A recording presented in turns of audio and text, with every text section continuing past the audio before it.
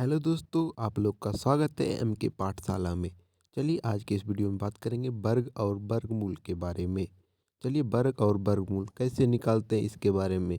चलिए वीडियो को स्टार्ट करते हैं। जैसे एक अंक का वर्गमूल कैसे निकालेंगे और इसी प्रकार दो अंक का वर्गमूल कैसे निकालेंगे। जैसे बहुत शॉर्ट तरीका से जानेंगे आप लोग कैसे एक अंक का वर्गमूल दो अंक का वर्गमूल निकाल एक अंक का निकालने के लिए 8 का स्क्वायर कर देना, यानी कि 8 गुना 8 कर देना। जैसे उसी प्रकार 25 का वर्गमूल निकालने के लिए 25 गुना 25 करेंगे तो 625 होगा। डायरेक्ट ऐसे ही याद रखना होगा, लेकिन इसकी पर का मैं ट्रिक बता रहा हूँ।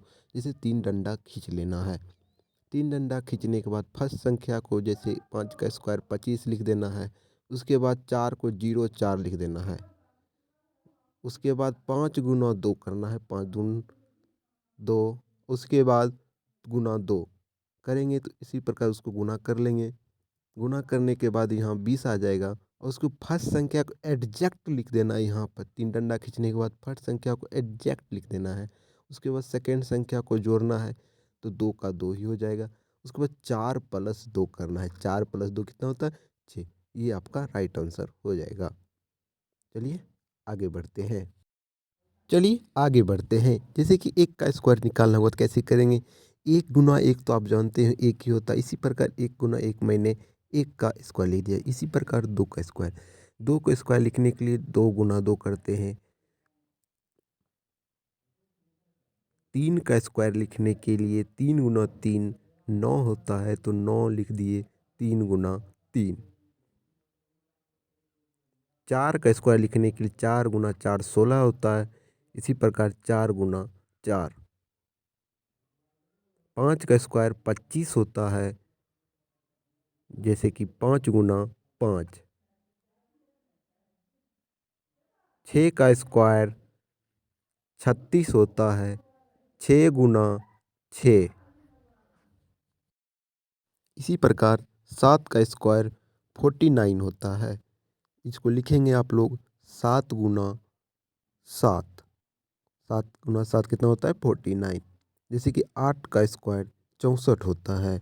ये सब आपको याद करना पड़ेगा, क्योंकि आगे चल के बहुत सारे एग्जाम में काम होता है। 9 का स्क्वायर 81 होता है। इसको लिखेंगे आप लोग 9 गुना 9। और 10 का स्क्वायर आप लोग को पता ही होगा, 100 होता है। और 10 गुना 10। कम से कम 1 से लेके 30 तक आपको स्क्वायर तो याद करना ही पड़ेगा। चलिए आगे बढ़ते हैं। जैसे कि 11 का स्क्वायर कैसे निकालेंगे। 11 का स्क्वायर आप लोग को 121 याद रखना पड़ेगा। 11 गुना 11। 12 का स्क्वायर 144 होता है। 12 गुना 12। 13 का स्क्वायर 169 होता है, जैसे कि 13 गुना 13। 14 का स्क्वायर 196 होता है। 14 गुना 14। 15 का स्क्वायर 225 होता है। 15 गुना 15। 16 का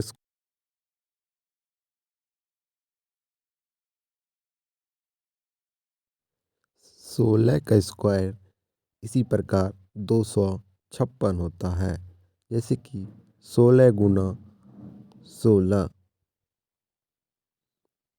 उसी प्रकार 17 का स्क्वायर 289 होता है, यानी कि 17 गुना 17। 18 का स्क्वायर 324 होता है, जैसे कि 18 गुना 18। 19 का स्क्वायर 361, यानी कि 19 गुना 19। इसी प्रकार 20 का स्क्वायर 400 होता है, जैसे कि 20 गुना 20। चलिए आगे बढ़ते हैं। ठीक है, इसी प्रकार 21 से लेके 30 तक जानेंगे। 21 का स्क्वायर 441 होता है, तो इसी प्रकार 21 गुना 21। 22 का स्क्वायर 484 होता है। 22 गुना 22, 23 का स्क्वायर 529, 23 गुना 23, 24 का स्क्वायर 576 होता है। 24 गुना 24, 25 का स्क्वायर 625 होता है, जैसे कि 25 गुना 25। आगे चलिए। 26 का स्क्वायर 676 होता है। 26 गुना 26, 26 गुना 26। 27 का स्क्वायर 729 होता है। 27 गुना 27। 28 का स्क्वायर 784 होता है। 28 गुना 28।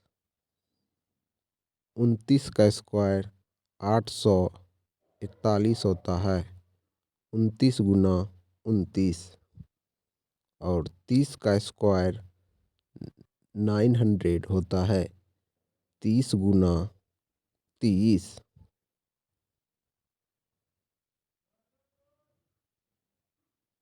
इसी प्रकार चलिए आगे बढ़ते हैं। आपके क्लास का जो बुक है 8 का, उसको हम सॉल्व करने वाले हैं। चलिए, वर्ग और वर्गमूल कैसे में सम संख्या विषम संख्या को कैसे पहचानेंगे, चलिए दिखाते हैं। सम संख्या होता है दो का जो टेबल होता है ना, दो का टेबल आप लोग को लिखा है वीडियो डिस्क्रिप्शन में है लिंक, उसको जाकर देखें। जो होगा सम संख्या दो का होता है। और विषम संख्या होता है एक एक और जो स्वयं से कटे उसे विषम संख्या कहते हैं। जैसे 1, 3, 5, 1, 3, 5, 7, 11, 13, इसी प्रकार चलते जाएगा। इसी सम और विषम संख्या आप लोग पहचानना जान चुके होंगे। चलिए, आप इस दोनों क्वेश्चन का आंसर आप लोग कमेंट में ज़रूर करें, ठीक है।